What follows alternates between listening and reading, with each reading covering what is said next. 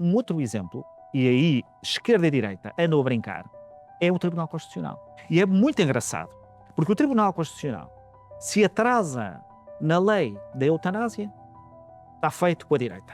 Se o Tribunal Constitucional arrasa, para utilizar expressões muito à chega, as leis da imigração, é um tribunal de esquerda. Nós estamos a brincar ao queimar a credibilidade de um tribunal que pode com certeza errar. Mas esta ideia, aceite já politicamente, de que cada vez que vem um acordo do Tribunal Constitucional com o qual não se concorda, ou está ao abrigo do wokismo, ou está ao abrigo dos cavernícolas, faz com que seja mais uma instituição que a população vá começando a não respeitar. E às tantas, quando algo é inconstitucional, a população vira-se contra o Tribunal é de onde os vem. E isto, lentamente, vai permitindo que, quando se chega ao poder, mesmo que não se faça nenhuma reforma no primeiro momento, se crie um caldo cultural e político para que a população aceite coisas que de outra forma não aceitaria.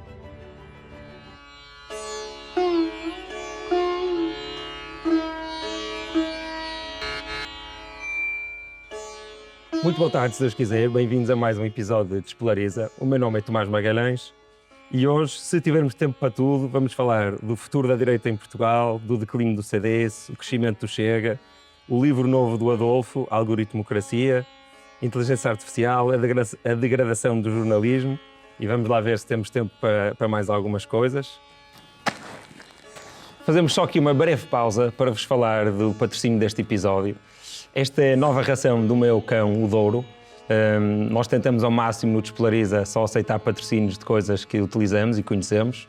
A Pescot é a marca própria da Zoo, foi desenvolvida pelos veterinários deles, tem 20% de proteína fresca, não tem corantes, não tem conservantes e tem excelente relação preço-qualidade. Tem sim um sabor, aliás, um cheiro forte, nunca provei. Para além disto tudo, a Zoo faz 11 anos e então está a celebrar isto da seguinte forma. Entre 4 e 7 de dezembro, praticamente todos os produtos da loja estão com 11% de desconto em cartão Continente. Por isso, muito obrigado, Pescot, pelo apoio e vamos voltar para o episódio. Para isso, tenho comigo duas figuras incontornáveis da política portuguesa e duas pessoas de quem sou fã, Adolfo Mesquita Nunes e Carlos Guimarães Pinto. Bem-vindos. Olá. Obrigado, olá. Obrigado.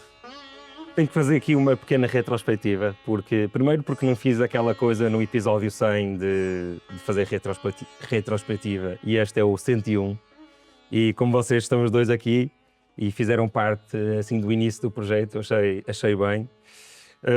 Adolfo, tu foste mais ou menos o olheiro que me descobriu, foste a primeira pessoa que me convidou para um podcast. Então eu espero cobrar-te isso. Não é?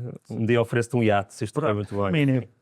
O que é que aconteceu? Eu, quando lancei o blog em outubro de 2020, não havia praticamente ninguém a falar de polarização, menos tu, aqui em Portugal.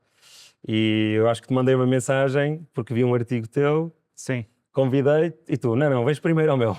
Sim, ou seja, eu acho que isso foi na altura da pandemia, não é? 2000, foi depois da pandemia, não é? Sim, Ou fim de foi 2020, durante a início de pandemia. 2021. E eu já estava bastante preocupado com a radicalização, com a polarização, mas na altura achei que a melhor forma de a combater era com factos. E por isso escrevi um livro onde procurava mostrar às pessoas que as razões de queixa que elas diziam ter eram bastante mais relativas do que aquilo que elas pensavam. E o meu primeiro livro foi A Grande Escolha. Foi nessa altura que eu já escrevi muito sobre polarização e o livro foi uma tentativa de participar no debate e com factos, não é? E quando tu me mandaste a mensagem pelo Facebook, eu desafiei-te, ok, então vamos com certeza falar de polarização, mas eu tenho um livro para promover, portanto, se não te importas, vamos falar do livro, porque o livro não falava sobre polarização, mas o seu objetivo era contribuir com um debate esclarecido. Era mais sobre globalismo versus não globalismo. Era essencialmente mostrar como o mundo estava bastante melhor do que aquilo que as pessoas pensavam e que isso se devia essencialmente à globalização, que é o maior instrumento de progresso que a humanidade alguma vez conheceu. E depois, claro, com desafios que a globalização levanta, que não existiam antes, e com propostas de solução que passavam sempre por manter as liberdades de circulação como sendo um instrumento de progresso e não fazer o contrário.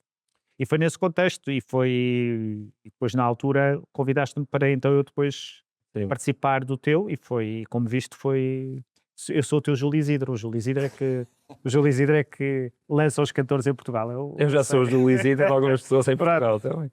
E foste do episódio 4, e depois o Carlos, que desde que apareceste és um dos meus deputados favoritos. Foste do episódio 7, foi o primeiro episódio aqui presencial no estúdio. Tu sabias, na altura, que era o primeiro? Sabia, lembro perfeitamente. E hoje também tu estás sempre aqui nas estreias, hoje também é a estreia deste novo fundo. Fantástico. Por isso, estás sempre aqui nas estreias e é isso. E desde esse dia, eu quando comecei a fazer presencial, comecei a levar mais a sério, e desde aí até hoje, que sai sempre de 15 em 15 dias. Sem pausas para Natal, sem pausas para verão. Por isso, Carlos Guimarães Pinto aqui no estúdio e foi olha, agora é sério. Muitos parabéns, muitos parabéns. Eu lembro perfeitamente, aliás, lá em casa não conseguem ver, mas eu estou a ver aqui o resto da sala, que é exatamente como eu a encontrei quando? É 3 anos? 3 anos e meio. 3 anos e meio. E eu lembro perfeitamente deste estudo, mas agora está bastante maior, acho que nota-se a evolução do podcast. Muitos parabéns. Obrigado. Então, bem, vamos entrar aqui a pé juntos, falar sobre a direita portuguesa, um bocadinho do passado, um bocadinho do presente, um bocadinho do futuro. E acho que o primeiro tema que faz sentido falarmos é o que é que aconteceu ao CDS? Adolfo, se calhar é melhor seres tu a começar. Isso implicaria vários programas, porque há algo de muito interessante, quando as pessoas têm diagnósticos completamente distintos sobre o que é que aconteceu, e quando temos diagnósticos completamente distintos, temos estratégias de sobrevivência que são completamente distintas, e portanto há uma enorme dificuldade em saber o que é que aconteceu, e há muitas teorias, e eu tenho as minhas, mas seguro de que provavelmente estou completamente errado, porque há pessoas que pensam exatamente o contrário daquilo que eu penso sobre aquilo que aconteceu. Depois há questões que são internas, que têm a ver com o partido em si, que são pouco interessantes, mas que ajudam a explicar muita coisa, mas são pouco interessantes para um debate. O que eu acho que é mais interessante, mais do que propriamente o debate sobre o CDS, tem a ver com a transformação do panorama partidário português no espaço político da direita. E eu falo no livro, na introdução. O CDS e o PSD durante décadas tiveram monopólio, pelo menos da representação parlamentar desse espaço político, e há um momento em que eles começam a ser desafiados por duas forças políticas que chegaram, a Iniciativa Liberal e o Chega. A forma como estes dois partidos desafiaram os partidos incumbentes foi criando uma crise de identidade nesses partidos. A Iniciativa Liberal dizia qualquer coisa como PSD e CDS são iguais, são socialistas, não é uma verdadeira oposição à geringonça, dali não se espera nada de substancialmente diferente. E o Chega disse a mesma coisa, embora não com o epíteto socialista, mas dizendo isto não é uma direita verdadeira, a direita verdadeira é outra coisa qualquer. E para se afirmarem um e outro partido, usando as redes sociais, e depois os algoritmos fizeram parte do seu caminho, foram criando uma pressão enorme dentro de partidos, e então num partido com um cariz muito identitário como é o CDS, ainda mais pressão criou. E começam debates internos completamente, para mim, absurdos, mas que foram provocados pela emergência destes dois partidos. Somos ou não somos direita, somos ou não somos verdadeiramente democratas cristãos, porque é que não gritamos tanto como o Chega, porque é que não somos tão liberais como a IEL, e este debate desfocou-nos por completo daquilo que era olhar para o país. E iniciou, ao mesmo tempo, uma purga interna que veio a ter depois vencer, não é? Portanto, a liderança do Francisco Rodrigues dos Santos, uma purga interna sobre aqueles que não eram verdadeiramente direita. E apelidado direita fofinha, direita do Príncipe Real, direita Edredom. E isso causou, do meu ponto de vista, um problema sério no CDS, que depois, além disso, tem a sua legacy, e isso ajuda a explicar. Essa pressão, onde é que entram os algoritmos? Porque podíamos pensar, mas eram dois partidos pequenos, é verdade que com as redes, como é que eles tiveram esse impacto tão transformacional naquele partido? Bom, mas o ecossistema algoritmos não está só nestes dois partidos, está na quantidade de pessoas que se faziam passar por militantes do CDS e que telefonavam para a sede e diziam nas redes que deixavam de votar no CDS porque agora vão votar na IEL ou no Chega. Frases completamente descontextualizadas dos líderes eram translidas para dizer isto já não é a direita que eu quero ou quero a outra, coisa aliás que agora acontece quer com a IEL, quer com o Chega. Ambos passam a vida com questões internas, a IEL mais porque o Chega é menos democrático e portanto vê-se menos, mas os debates internos da IEL fazem lembrar os últimos dias do CDS. Quem é que é liberal, quem é que não é, Se a pessoa diz que é a favor do casamento, já não é da direita que eu quero, e és wokeista, e és anti-wokeista, e são debates que desfocam os partidos do seu eleitorado. As pessoas se borrifam para esses temas, ou pelo menos para esses debates. E, portanto, sem prejuízo de questões internas que são bastante relevantes. E de erros cometidos pelas várias direções, entre as quais aquela que eu fiz parte, e portanto eu não quero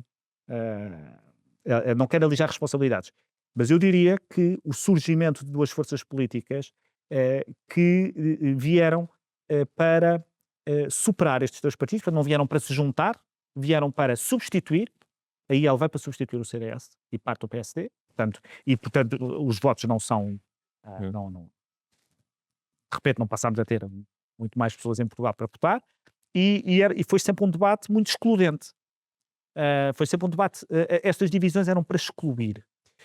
Resultado final disto é que eu nunca tive tanta opção à direita para votar, porque eu tenho o PSD, tenho o CDS, tenho a IEL e tenho o Chega, e eu nunca estive tão órfão. Porque quando me perguntam muitas vezes porque é que eu não vou para a IEL, eu respondo sempre a mesma piada. Foram muitos anos a ser o liberal do CDS e a levar porrada, não me apetece levar porrada por ser o social da IEL. Que era aquilo que me ia acontecer se eu lá entrasse. Ou o conservador da IEL, não é? Ou a IEL tem espaço para conservadores. Eu se calhar tentaria, antes de mais, adicionar duas teorias àquilo que o Adolfo disse sobre o CDS, que eu acho que pode ser importante. O primeiro é a forma como o CDS apareceu, que apareceu num ambiente político bastante distinto do que temos hoje, em que basicamente o CDS se tornou na casa de todos os que não eram de esquerda. Todos aqueles que verdadeiramente não eram de esquerda, não eram socialistas, porque na altura até o próprio PSD defendia um certo caminho para o socialismo, pelo menos tecnicamente defendia isso, portanto, quando o CDS apareceu. E aquilo que unia aquelas pessoas era, na verdade, não serem de esquerda.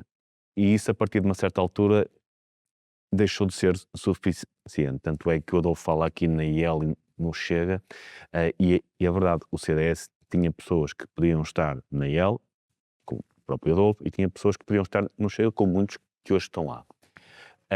E eu dificilmente vejo dois partidos muito mais distintos, apesar de sentarem lado a lado na Assembleia da República. Um que defende o indivíduo, a pessoa, com um foco muito centrado nos direitos individuais, e outro que tem uma visão muito coletivista, tanto em todas as áreas da sociedade, a história da culpa por associação nas questões culturais, a questão de que tu és o grupo a que pertences, tu és português, tu és estrangeiro, tu és cigano, tu és, na parte económica, uma perspectiva muito corporativista, tu és aquilo que fazes, pertence a este grupo. Portanto, são duas visões bastante distintas que a certa altura só eram coerentes dentro do CDS porque ambas não são de esquerda. E isso a partir de certa altura não foi suficiente. E depois houve outra coisa... Mas desculpa lá, ainda em relação a essa primeira, Sim. As pessoas do PSD sentiam-se de direita.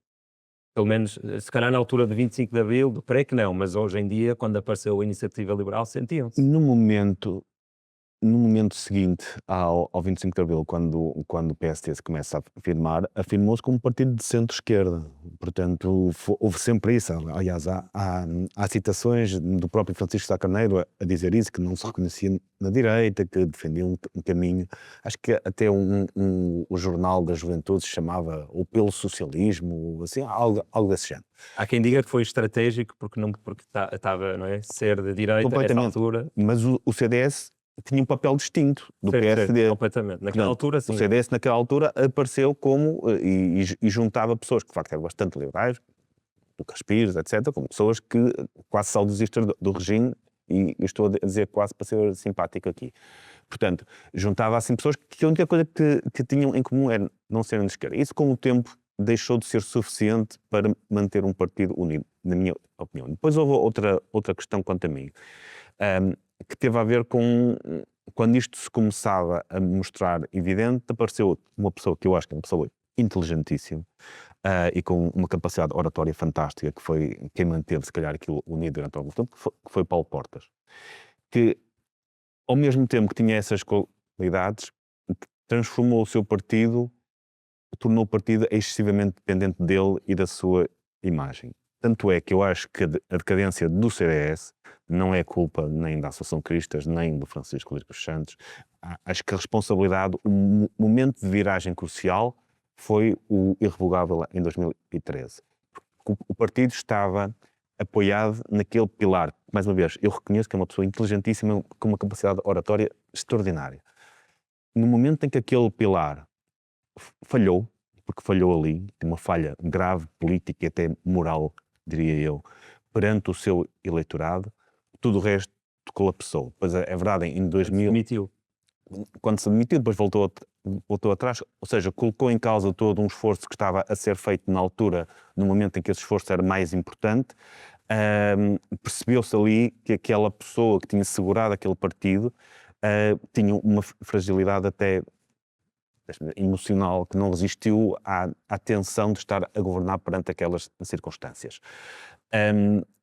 E quando o único pilar que segurava aquilo fracassou, e por isso é que eu acho que é muito perigoso qualquer partido que seja estar seguro num pilar apenas, acho que o CDS a partir daí começou a cair. Eu acho que não foi culpa da Associação Cristas, que eu achei a Associação Cristas fez um esforço tremendo na altura. Ela acabou por ficar com muitas das responsabilidades de diminuir, penso que foi para 4 ou 5 deputados na altura, em 2005, em 2019, e não tenho dúvidas que aquilo teria seguido um caminho. Se calhar não teriam desaparecido como aconteceu com o Francisco Rodrigues dos Santos, mas poderiam ter seguido um caminho parecido com o que o Bloco está a seguir agora, eventualmente ficar com um deputado ou dois.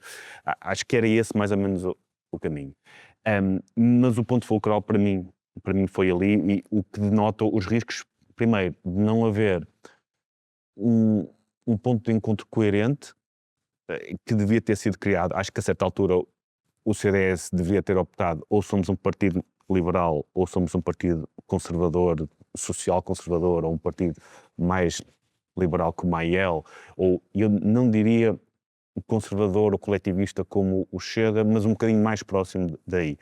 E nunca tomou essa opção. Qualquer uma dessas opções provavelmente teria impedido um dos dois partidos de ter aparecido, acho eu.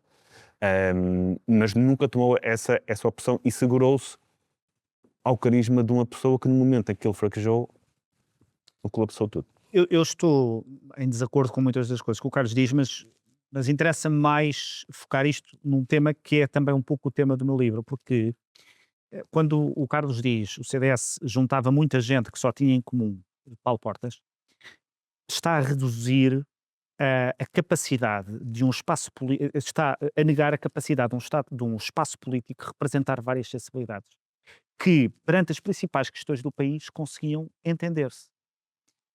E isso é um sinal dos tempos, que é a fragmentação parlamentar ou partidária, em que cada partido existe para representar uma pureza existencial. O CDS não é suficientemente liberal e, portanto, vamos ter que criar uma iniciativa liberal. O CDS não é suficientemente saudosista e, portanto, vamos criar um saudosista. O CDS não é suficientemente social-democrata, portanto, vamos manter-nos aqui. E às tantas, se o partido serve para ser uma espécie de associação de pensamento, então os partidos estão condenados, e aliás, é uma reflexão que muitas vezes convido as pessoas, quer do Chega, quer da Iniciativa Liberal, a fazer: nenhum partido está a salvo se continuarmos com este género de debates. Porque é uma espécie de matrioscas. Os liberais depois começam a discutir que uns são os liberais sociais, os outros são liberais só económicos, depois dentro dos liberais sociais há os que são de uma coisa e os que são de outra, e às tantas vamos partindo, como aconteceu com a extrema-esquerda, em 1974-75, em que eles partiam-se permanentemente, cada um representando a via original. Sim, tu dizes no livro que esta coisa da ortodoxia de pensamento era uma coisa mais da esquerda até aparecerem os algoritmos. E não deixa de ser curioso que a direita, basta ver estas eleições presidenciais, a direita teve sempre um candidato presidencial, só. Houve exceções, eventualmente, nas primeiras eleições. De resto, era a esquerda que se multiplicava em 300 candidatos, que depois iam desistindo até ficarem 2 ou 3 que iam às eleições. Neste momento, o espaço político das pessoas que votam à direita tem para 5 candidatos à escolha. É a primeira vez que isto acontece. Mostra que a direita está a ter aquilo que foi, durante décadas, a doença da esquerda de se partir: eu é que represento a pureza, eu é que sou a pessoa que é verdadeiramente, seja de direita, seja democrata, cristão, seja o que quer que seja.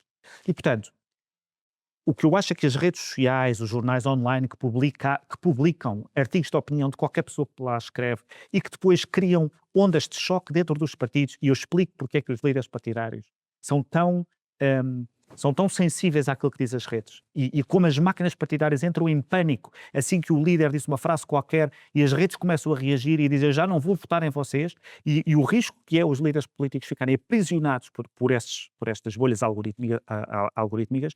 Portanto, o Carlos terá muita razão em muitas coisas daquilo que está a dizer sobre as evoluções dos partidos e como os partidos passam por estes desafios. O surgimento destes partidos, que é perfeitamente legítimo, eu nunca questionei essa legitimidade, quando baseado nesta ideia de cada um na sua gaveta, tem um ponto que é fragmentar. E eu trago o meu caso pessoal, porquê? Porque eu não sinto que esteja representada em nenhum. Porque eu não sou uma dessas gavetas.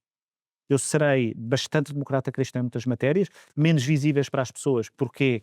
Porque eu não precisava de dar voz a isso no CDS, eu precisava era de dar voz àquilo que podia estar mais mitigado e, portanto, eu apareço como representante liberal e sou, e sempre me afirmo como liberal, mas com uma enorme preocupação social. Eu digo muitas vezes, um partido que não me fala de pobres, que não usa a expressão pobres, que não fala dos idosos, não fala dos mais velhos, é um partido onde eu não posso estar.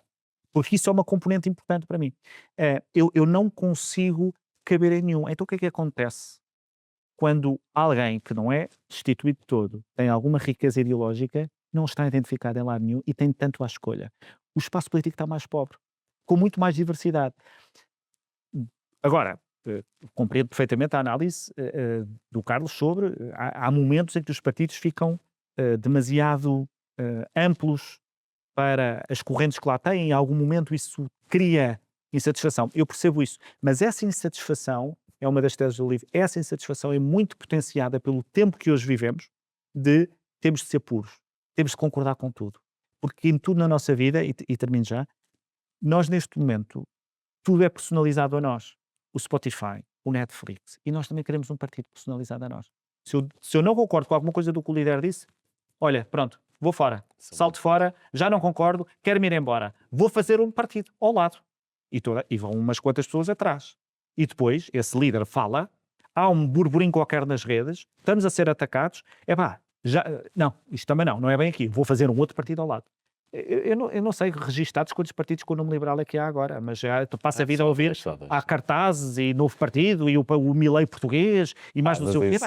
Isso é outra coisa que já está por aí há muito tempo. Carlos, mas é um pouco o sintoma deste clima que se está a viver, fora os erros que eu disse que eram internos do CDS e sobre os quais eu não queria falar, porque acho que o mais interessante aqui é termos a tese, ou pelo menos uma ideia do que é que está a acontecer nos sistemas políticos. Já agora, para não ficar imaginada, e eu defendo que os partidos devem ter algum tipo de diversidade interna. Aliás, tenho dito muito isso no meu partido, que acho que, não sendo um partido liberal conservador, deve ser o partido onde os liberais conservadores se sentem bem. Não sendo um partido liberal social, deve ser o partido onde os liberais sociais se sentem bem.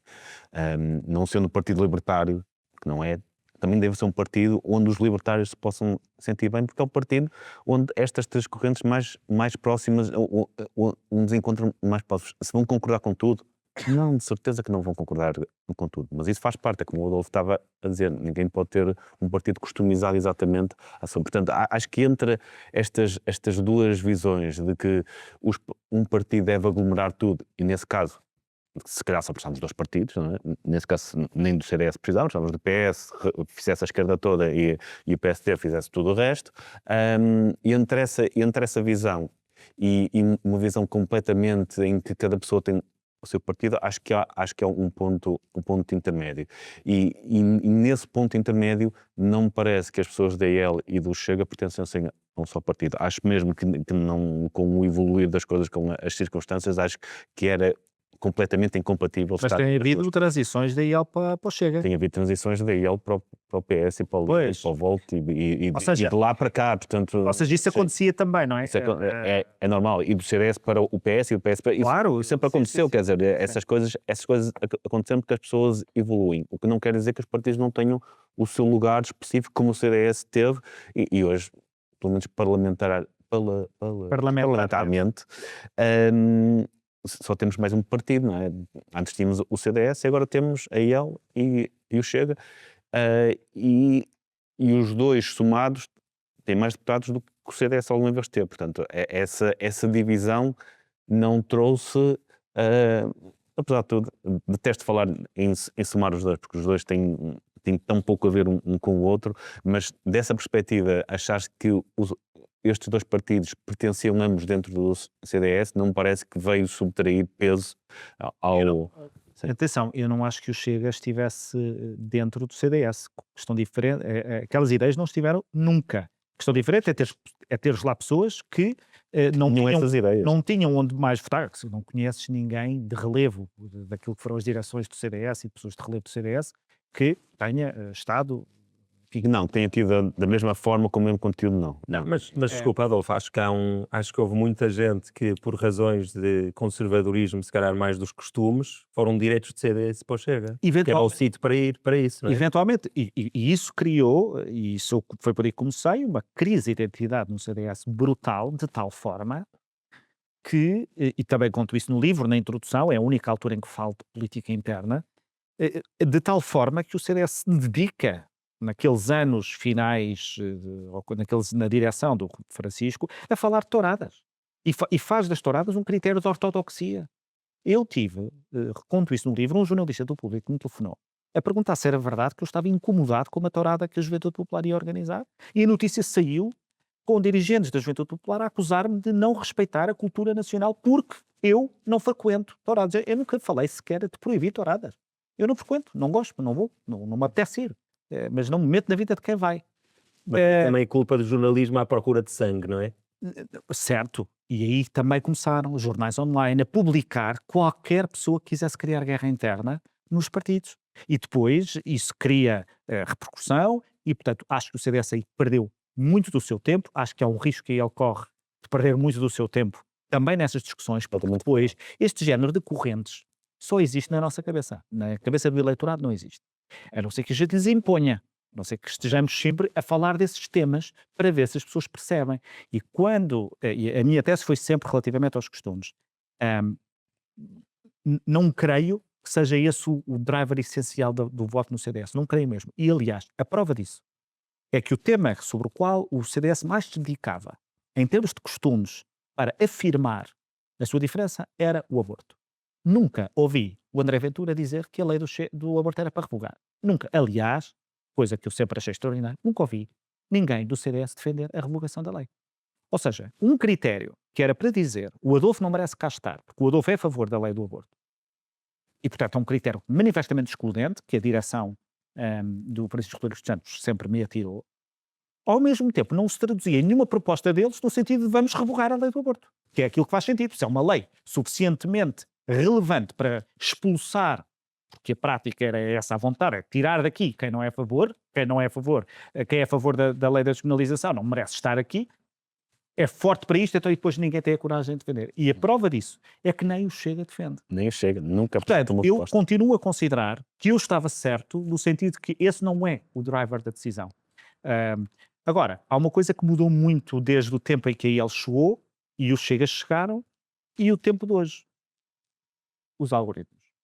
E é por isso que entro no livro, porque depois, a partir do momento em que nós temos um ecossistema que filtra aquilo que aparece, que é aquilo que procuro explicar no livro, aquilo que todos os dias vemos é filtrado por algoritmos que procuram agarrar a nossa atenção com aquilo que mais nos indigna e choca, porque é isso que neurologicamente nos faz ficar mais agarrados, e cede um terreno muito fértil para que comecem a chegar ideias que nos radicalizam, que nos polarizam, e esse é um desafio brutal que os partidos têm, porque a moderação e o discurso racional não ativa o mesmo género de reação para carregarmos num link.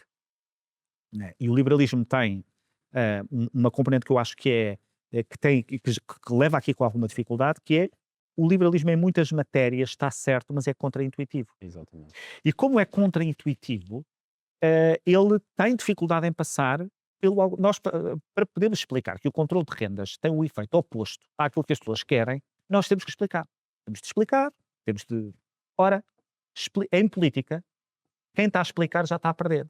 Então, mas antes, quando havia um attention span de 5 minutos, tu ainda conseguias em 5 minutos, com um bom vídeo, com uma boa mensagem, com um deputado como o Carlos Guimarães Pinto, ainda consegues explicar. Okay? Agora, quando só há um título, quando só há espaço para 10 segundos, o liberalismo e outras está em perda perante o populismo, seja de esquerda, seja de direita. Já agora aproveito para fazer um plug do novo livro de Carlos Guimarães Pinto também. Já saiu para aí há 6 meses, não é? Já vai na 4ª edição, não é? 4ª edição. Estou a fazer o flex e trazer a 4ª edição daqui para trás. Não, mas não deixa de ser impressionante que um livro sobre liberalismo, não é? Portanto, estamos a falar de ideologias, filosofia, esteja na 4ª edição, não é?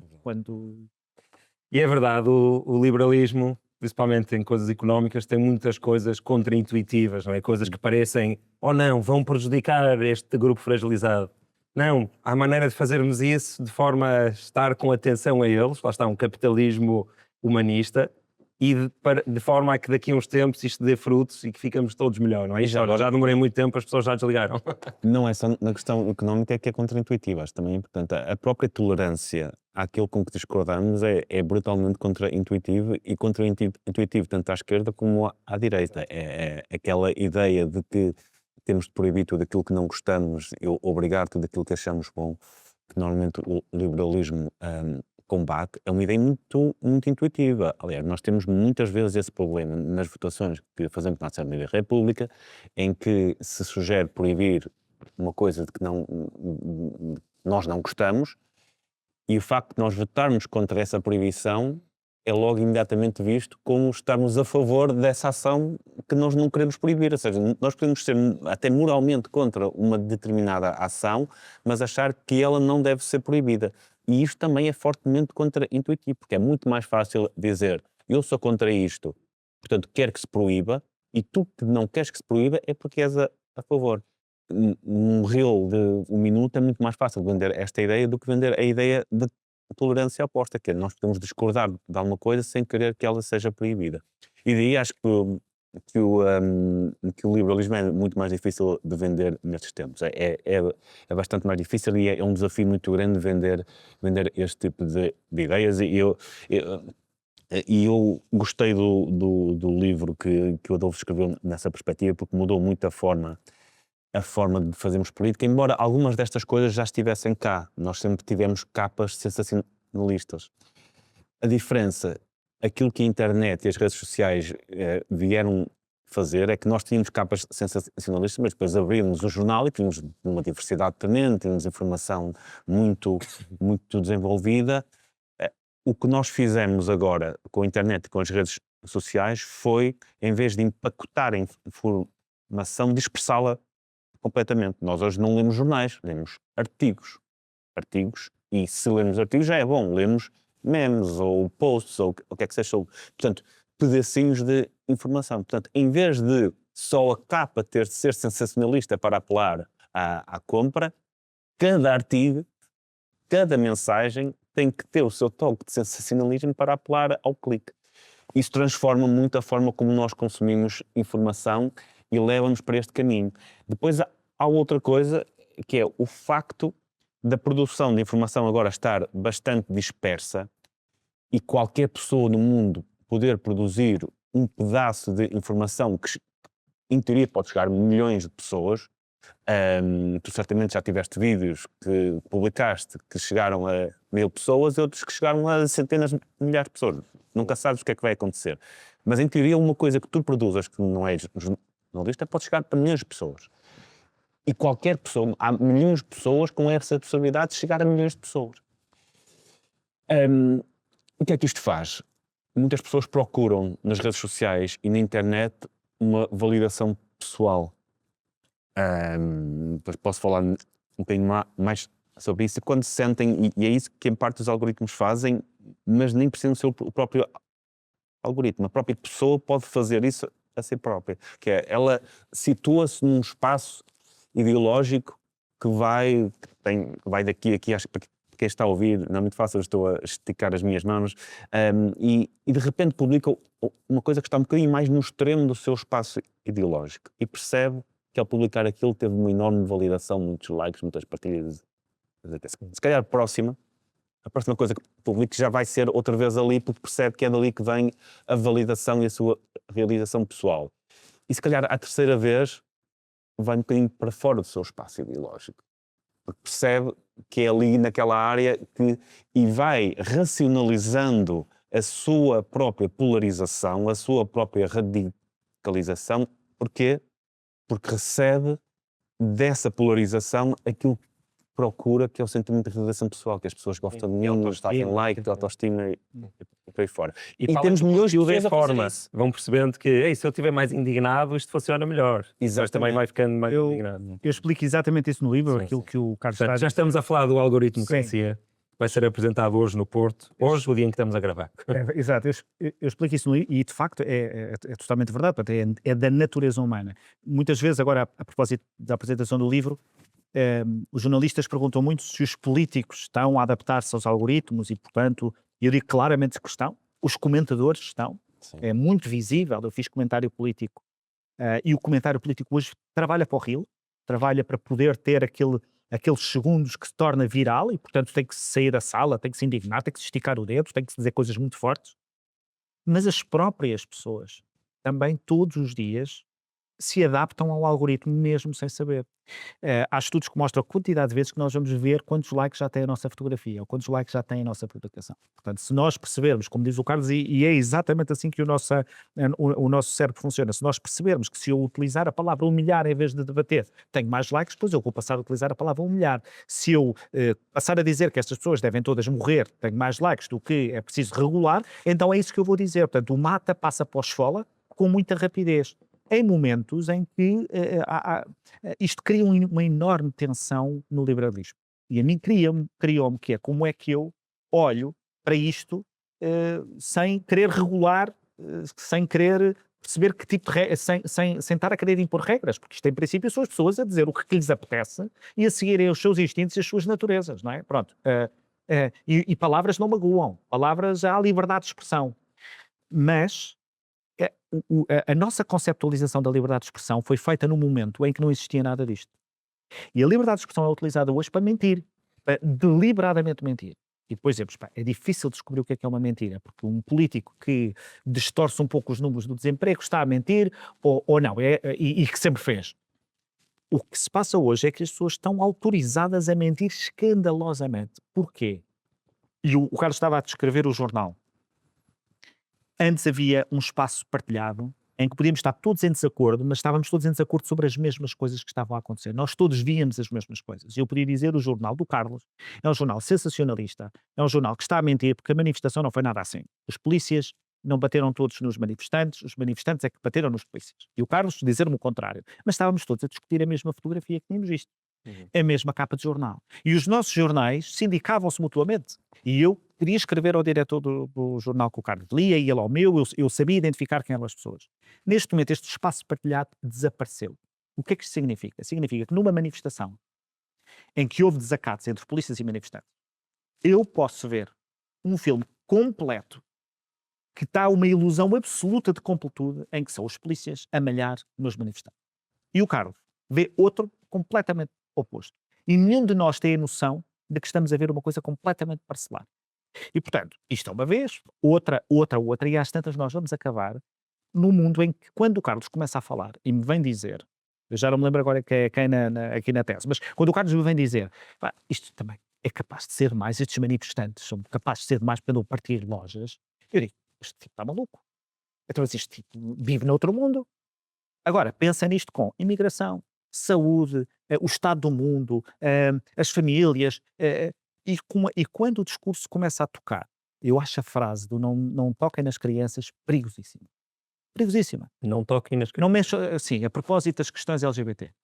Olha, gostei muito dessas É 3 ou 4 perigosíssima páginas. porquê? Porque se tu tiveres uma pessoa que todos os dias vê um vídeo a dizer que os professores chegam à sala de aula e aos miúdos de 4 anos os ensinam a ser homossexuais, essa pessoa, ao princípio, vai achar aquilo risível.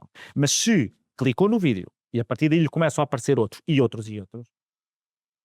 é evidente que aquela pessoa vai ficar com sentimentos de profunda rejeição. As crianças, como a pátria, são valores que puxam a nossa sensação de autodefesa maior. Quando a sim. pessoa diz, violar a minha filha, eu mato, não é? Porque exatamente é quando nós perdemos a racionalidade. Pois bem, há partidos e organizações que usam, e quando dizem não toquem nas crianças, que é como quem diz, sejam homossexuais à vontade, mas com crianças não. A ideia é, já de si, que há um intuito de tocar em crianças. Só isso já diz. Mas há outra coisa. A seguir, é os professores não poder haver pessoas na escola primária homossexuais. Porque estão a dar exemplos às crianças.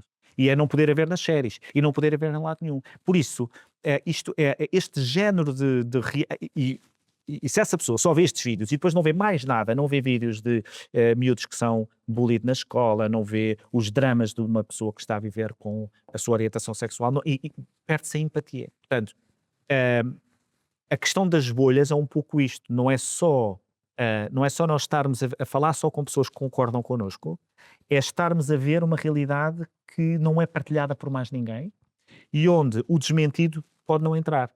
O político que eu gosto mente e o desmentido não entra.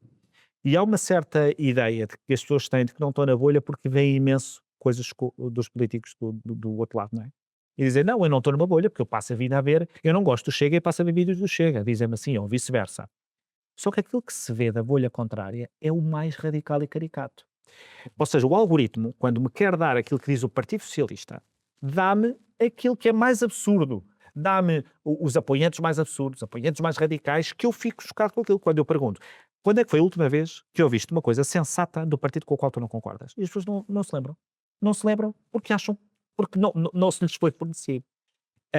E eu acho que, por isso é que eu só falo disso já mais no fim do livro, porque até levar o leitor a perceber que ele é profundamente influenciado, como aliás o autor do livro é, não é? Não é uma verdade para dizer logo na primeira página. E então é preciso mostrar como é que este processo de radicalização e de polarização acontece na nossa sociedade e eu acho que é visível já nos nossos grupos de amigos. Sim, tanto para dizer sobre isso. Então, eu tenho sentido muito isso também nos últimos 3, 4 anos.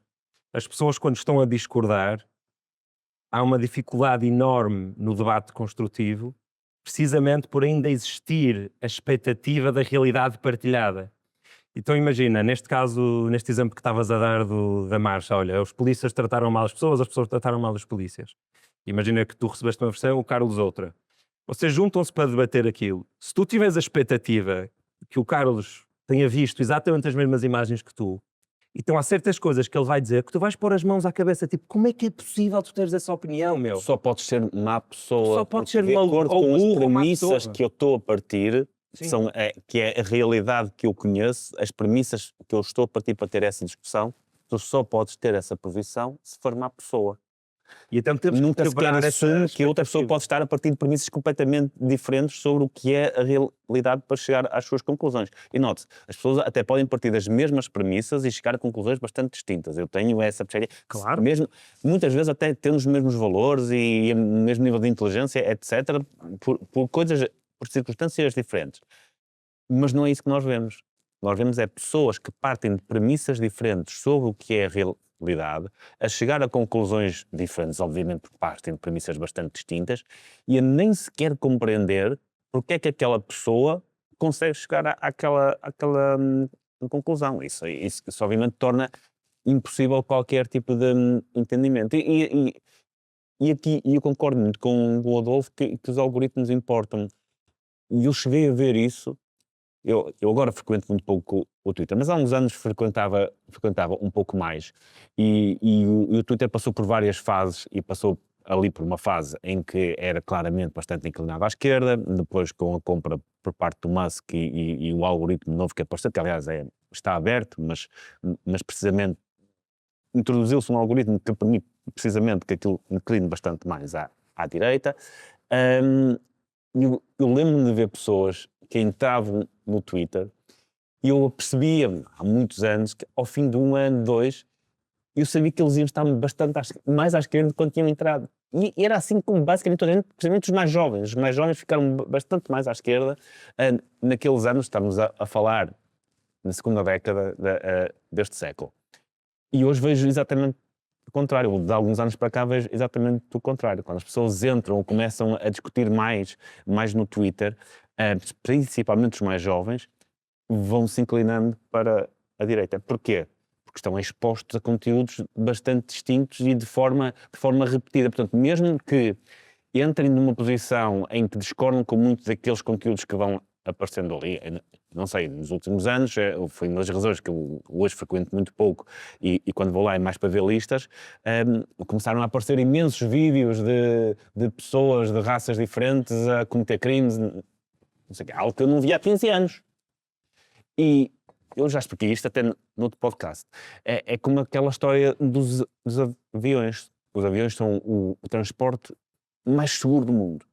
E tu podes ser uma pessoa profundamente inteligente e consciente que os aviões são o transporte mais seguro do mundo.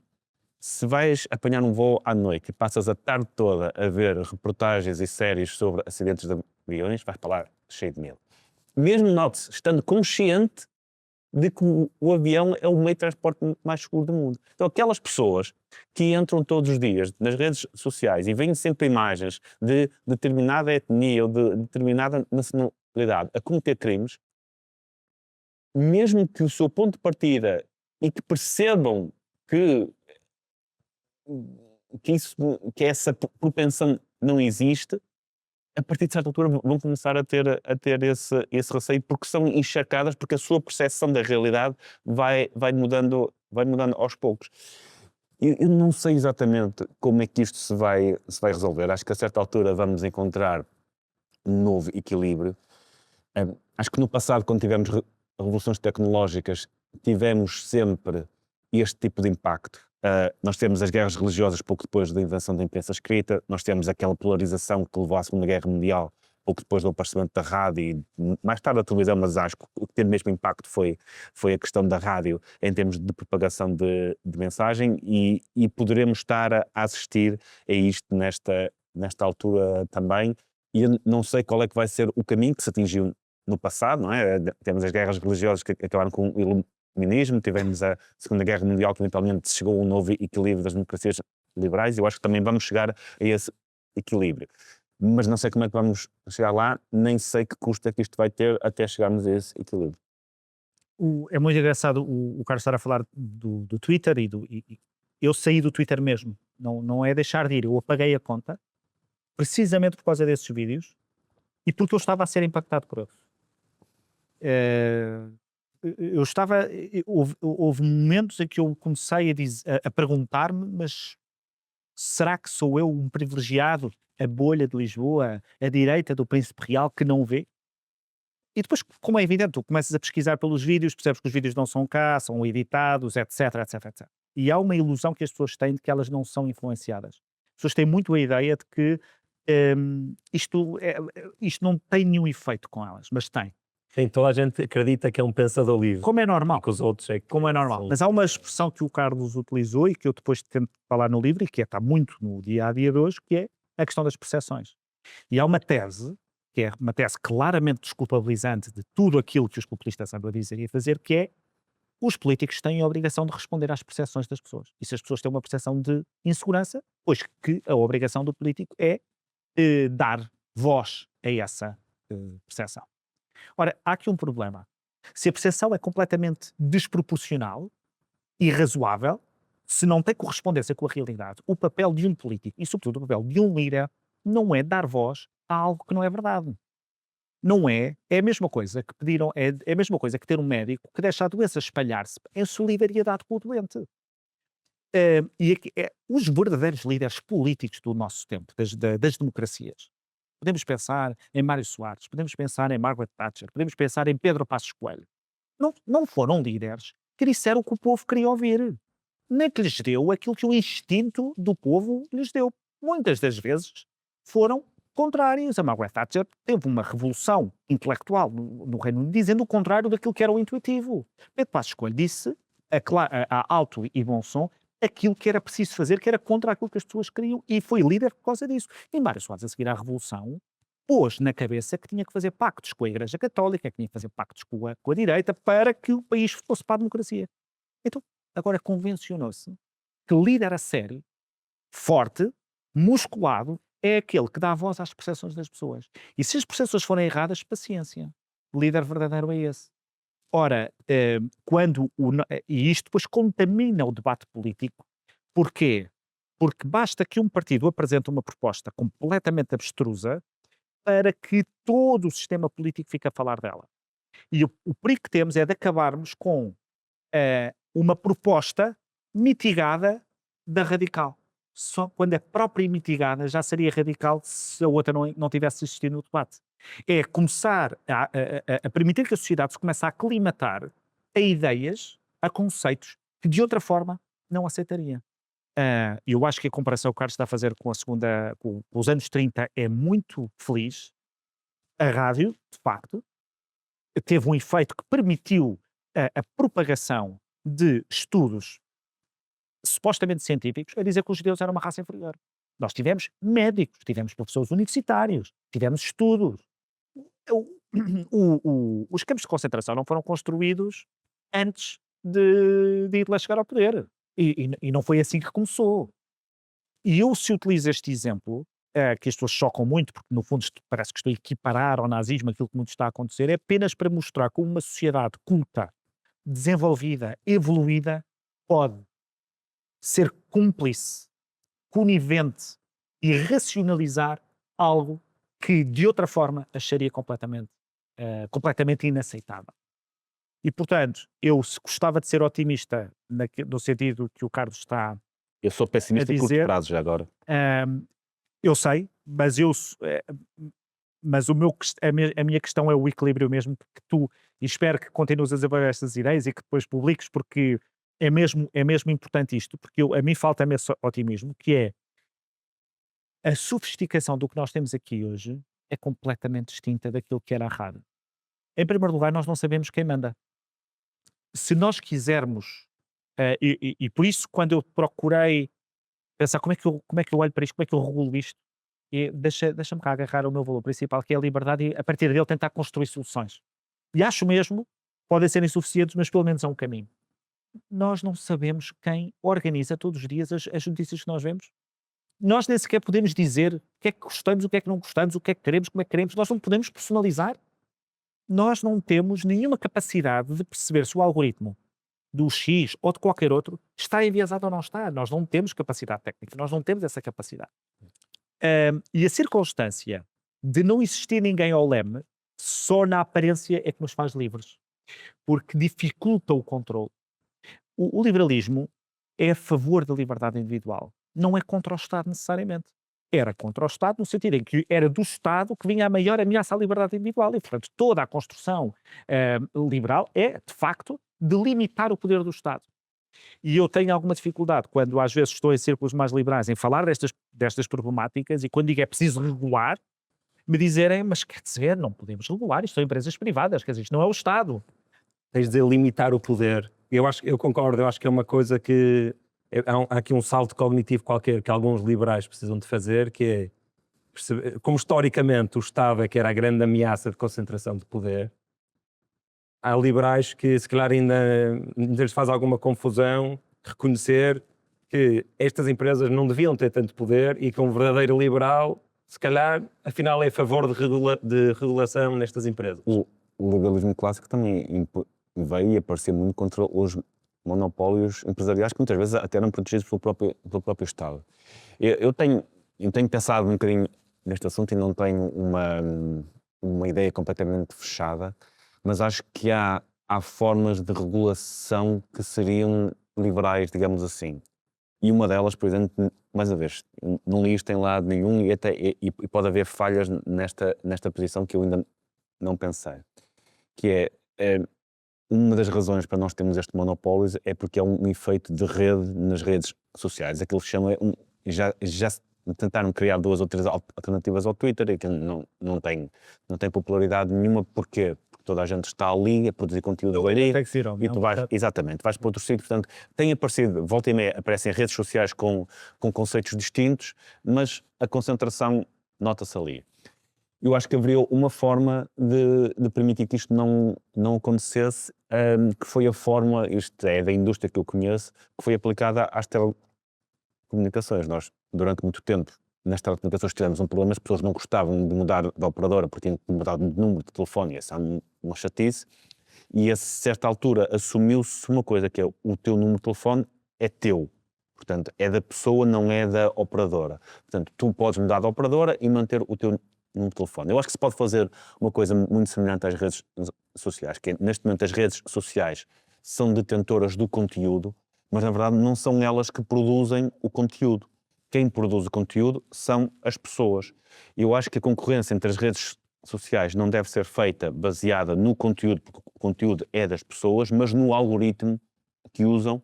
Portanto, isto para dizer o quê? Que tu publicando algo público no Twitter, esse conteúdo deve estar imediatamente disponível para qualquer outra rede social poder publicar conteúdo público, estou a falar de conteúdo público, e aplicar outro algoritmo. E depois tu podes escolher a rede social onde queres consultar o conteúdo que existe, que é das mais diversas pessoas.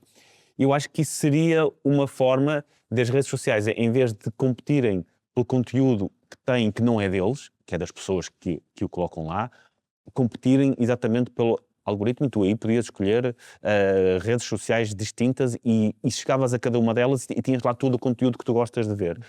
Acho que isso seria uma das possibilidades, uma forma, digamos assim, de regulação liberal, porque seria uma forma de aumentar a concorrência. E depois ainda há outra coisa que eu acho que é importante, só para acabar isto. Nós até agora temos desculpado a questão das redes sociais, e eu aí concordo, que é as redes sociais eram como uma folha em branco, não é? Ninguém, se tu escreveres uma ameaça de morte numa folha em branco, ninguém vai à Navigator e diz, olha, vocês são corresponsáveis porque foi escrito na vossa folha. A partir da altura em que as redes sociais começam a ter uma secção de For You, ou seja, seja como quer que seja que essa secção é escolhida por um algoritmo, o que é que seja, elas passam a ter responsabilidades editoriais. Para mim, passam a ter tanta responsabilidade como um jornal. O jornal, se alguém escrever um artigo ameaçando alguém de morte, essa pessoa que escreveu o artigo é responsabilidade, mas o jornal também é, porque aceitou publicar aquilo ali e aceitou promover aquilo. Se uma rede social apenas coloca por ordem temporal aquilo que as pessoas publicam lá, é uma coisa, é como se seja uma folha em branco. Se a partir da altura em que começa a aplicar critérios editoriais, que é o que acontece no For You, mesmo que sejam algoritmos, são critérios editoriais, deve passar a ser responsabilizada por aquilo que está aí. E isto não é algo iliberal, é uma coisa iliberal que é responsabilizar quem é responsável por isso. Desculpa. Eu acho que Espera, é sobre soluções? é sobre soluções. Antes de ir a soluções, eu queria só dizer uma Então coisa. vá, diz. Só para também, antes de falarmos das soluções, falar do tamanho do problema.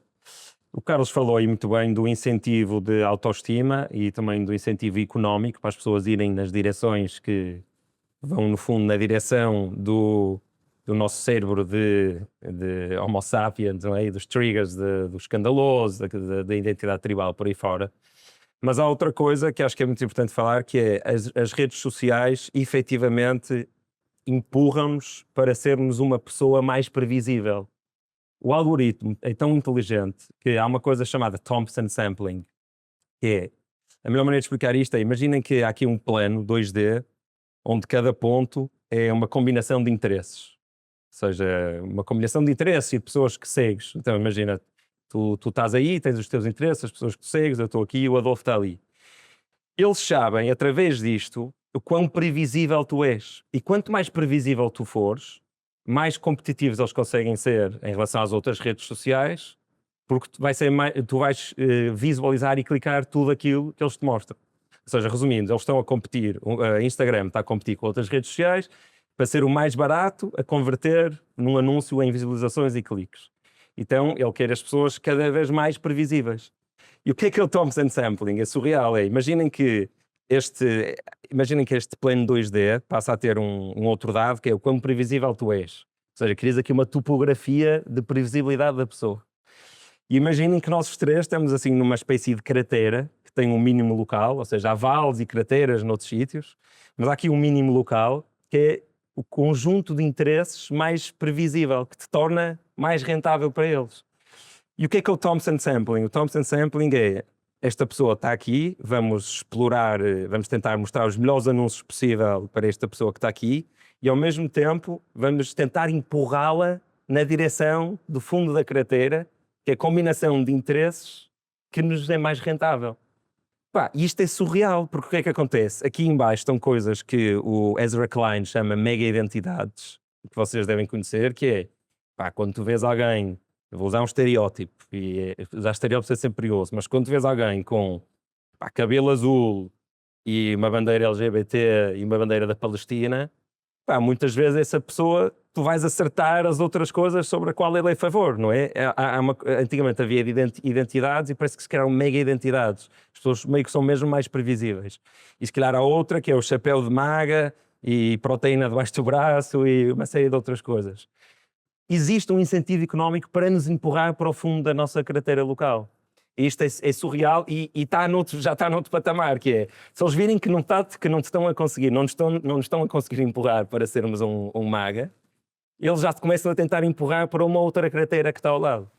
Eu resisto no livro a falar sobre a intencionalidade de nos empurrarem para determinado tipo de posicionamentos políticos.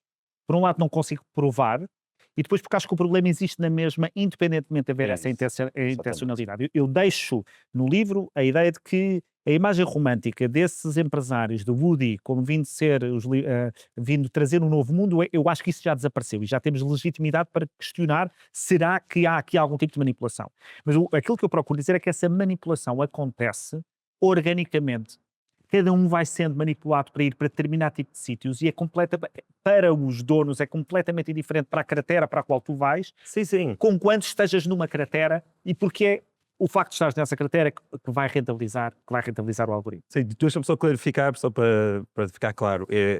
O objetivo é só maximização do lucro e estas coisas começam a acontecer com os programadores a ver. A inteligência artificial está muito à frente. Completamente. Eles dão a inteligência artificial, maximiza o lucro e ele começa a fazer estas coisas e os programadores a descobrirem. Mas, Tomás, agora soma o nosso rastro digital àquilo que passaram a ser wearables que nos dizem a que horas é que vamos à casa de banho, os relógios, a que horas é que vai à casa de banho, se estás a correr ou não devias estar a correr, dormiste mal na noite anterior, tens que deitar mais cedo hoje. E isto começa por ser questões de performance para desporto, aquelas pulseiras e os anéis, mas rapidamente nos vão sugerir comportamentos. Já ligaste ao teu pai? Há 3 dias que não dás um beijo à tua mulher. Coisas deste género. E, portanto, o poder de compressão do livre-arbítrio é grande, sem que nós nos apercebamos. E com o conhecimento que... então, wearables de saúde, o conhecimento que dá, permite que seja possível, com a ligação entre o relógio e a minha presença online, saber exatamente, do ponto de vista físico, o tipo de conteúdos, que reação física eu tenho. E já não é só um estudo neurológico no geral, e depois que o algoritmo vai afinando com o Adolfo, pela sua presença digital, pelo tempo que ele demora a clicar, mas passa a conhecer a minha reação física às coisas. E isso, para mim, acho que é preocupante. Eu toco no livro em passar, porque eu acho que estou a falar de outra coisa, estou a falar das democracias e, portanto, isto é uma outra matéria, mas que eu acho que tem bastante relevância. Portanto, isto é um ponto. O outro é, a partir do momento em que tu sentes, por exemplo, muito cansado e decides fazer uma pesquisa sobre burnout, tu ficas completamente agarrado. O algoritmo já te agarrou. Tu pesquisaste burnout, ele vai-te dar sites sobre sinais de fadiga, vai-te fazer produtos naturais, publicidade, etc. E a possibilidade de tu racionalizares e tu achares que estás com um burnout, porque todo o conteúdo que te está a ser dado é um conteúdo que te vai reafirmar e reassegurar isso. Portanto, isto não é propriamente uma manipulação, não há aqui ninguém a manipular para tu comprares produtos e sentires que estás em burnout, mas a natureza humana é o que é. E eu acho que se há objetivo que eu tenho no livro, não é que ninguém concorde comigo, excepto na coisa, que é, nós temos aqui um problema. É a primeira vez que nós temos um poder desta forma, com uma capacidade de desunir aquilo que antes estava unido.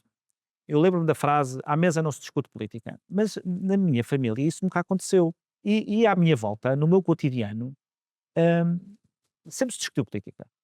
Essa frase vinha dos tempos da ditadura. Não se discute política. Nós não sabemos o que é que o outro lado pensa, nós já voltamos. Agora esta frase é atual. Porque nós, quando nos sentamos num jantar de amigos a probabilidade que temos de se começar a falar de política, de nós acabarmos em sítios a afastar-nos e a sentirmos que o outro não é digno de estar à nossa mesa, porque diz coisas que para nós são inenarráveis, e atenção, isto acontece, portanto eu não estou aqui, eu não estou de fora. Isto tem efeitos que não são só políticos, são efeitos sociais, são efeitos culturais, são efeitos da própria experiência da natureza humana. E muito disto está feito para a saúde, não é? Para nos melhorar a performance e, portanto, não demorará muito tempo a que as pessoas queiram substituir os olhos que têm e os braços que têm por instrumentos biónicos que sejam melhores, nos façam ser mais eficientes, mais capazes. E para quem fica chocado quando eu digo isto, esta hibridização homem-máquina, é uma previsão que faço para os próximos 10, 15 anos, pois é, não é uma coisa nova, nós já temos pacemakers, não é? Portanto, o que nós associamos a essa hibridização é a questões muito patológicas e, portanto, e não me ocorre não crer que um cego não possa ter olhos a partir dos quais possa ver. Quer dizer, não me ocorre uma coisa destas. Aquilo que eu estou a questionar é se eu posso pedir, eu quero outros olhos mais científicos, melhores. E, portanto, acho que é um caminho, daí eu estar mais pessimista, eventualmente, mesmo no curto prazo, estou claramente, mas no médio prazo, mas que nos transforma, nos traz a importância de discussões filosóficas. Porque nunca a natureza humana esteve, nunca, mas há muitas décadas que a natureza humana não estava tão sob análise sobre o que é que nós queremos ser como sociedade. E eu gostava de introduzir aqui um ponto, porque falamos de percepções e sempre no caso da percepção das pessoas, do público em geral, mas não da percepção dos políticos e nós próprios, que se calhar vai introduzir um bocadinho de contraditório àquilo que ambos estivemos aqui a defender, que é, pode ser errado tentar ir buscar às redes sociais o feeling da população. Porque não me parece que as redes sociais sejam uma amostra representativa da população e isso para mim é um dos grandes problemas que a política hoje em dia já tem e que acabará por ter cada vez mais. Que os políticos vão muito às redes sociais para perceber qual é a reação a esta posição política, a esta posição que eu tive. E as redes sociais não são uma amostra representativa, porque é normal que pessoas, se calhar um bocadinho mais deprimidas, ou mais solitárias, ou se calhar mais zangadas com o mundo, ou por algum motivo têm menos amigos, ou são mais, acabem por estar mais presentes nas redes sociais do que pessoas que têm vidas sociais e familiares relativamente saudáveis, que têm uma vida fora das redes sociais. O que é que acontece? Quando nós vamos às redes sociais, não vemos as intervenções ou o feedback daquelas pessoas que têm uma vida fora dali. Vemos muito menos, estão muito menos representadas essas pessoas do que um tipo diferente de pessoas que está lá mais tempo. Eu há alguns anos, muitos anos, não vou dar demasiados detalhes sobre isso para não ofender ninguém. Fui a um encontro que juntava pessoas dos blogs, de Twitter, na altura também dos grupos do Facebook, e de facto encontrei ali pessoas que eram naturalmente mais reservadas, que eram brutalmente inteligentes, mas mais reservadas e que de facto as redes sociais trouxeram uma oportunidade tremenda para elas se exporem, para discutirem com outras, mas também encontrei ali algumas pessoas que, claro, mesmo, tinham alguns problemas. É evidente, era bastante evidente, muitas vezes aquelas que comentavam mais, que se calhar até representavam mais aquilo que nós pensávamos que era o feedback da população em geral, não é necessariamente representativa da população em geral. E isso pode fazer com que os políticos e os próprios comentadores acham que a população está mais radicalizada do que realmente está. Sim, sim. Quando, na verdade, quem comenta mais é que é tendencialmente mais radical do que quem não está. Eu acho importante esta ideia do Carlos, mas eu queria agora contrapor um pouco, porque eu estou de acordo com o princípio. E essa também foi, durante muito tempo, quando exerci funções no CDS, foi sempre essa a minha ideia, não é? Ou seja, nós só ouvimos os clientes insatisfeitos, não é? E, portanto, as redes sociais são os clientes insatisfeitos. O que é que eu queria contrapor a isso? Mesmo que seja só assim, o erro dos políticos existe e isso está a contaminar o debate político. Isto é, Claro. E como está a contaminar o debate político, está a deixar órfãos os moderados, não é? Porque De repente está-se a falar de coisas que não lhes interessam tanto ou de uma postura que não lhes interessa tanto. Mas isso, a médio prazo, tem o efeito de diminuir o número de moderados. Porque se De acordo. nas redes, se na política, se na imprensa só se fala de determinado tipo de temas e mais, as pessoas são convidadas a serem indignadas, as pessoas são convidadas a tomar uma opção. A escolha binária, permanente, estava muito na moda. Votas na Hillary ou no Trump, votas no Lula, no Bolsonaro ou no Haddad. Tu tens que ser binário, tu tens que escolher um campo, tu tens que estar. E ser mal vista a pessoa dizer, não me chateies, não é tema, não quero saber, não gosto de nenhum dos dois, não me vou comprometer com nenhum dos dois. Isto tem o efeito, ou seja, eu concordo, mas tento explicar no livro como é que as direções partidárias são profundamente impactadas pelas redes sociais e não é apenas com a ideia de é lá que está o pulsar da população. É porque os seus militantes e os seus dirigentes vivem obcecados com as redes sociais. E já se percebeu, e o Chega é perito nisso, como é que se destabiliza um partido internamente. Basta pôr milhares de votos, a fingir que são eleitores do partido e a criticar, e a dizer que agora vamos todos, neste exemplo que estou a dar, para o Chega. Saiu no Expresso há pouco tempo o número de votos e de exército de votos que ali está. Regular os votos, para mim, é uma obrigação do Estado de Direito. Porque eu não me posso preocupar com a liberdade de expressão de votos. Uma coisa é votos que são utilizados para o contacto com a população, que as empresas têm para ajudar, o que quer que seja, com os riscos que têm, mas com certeza que sim.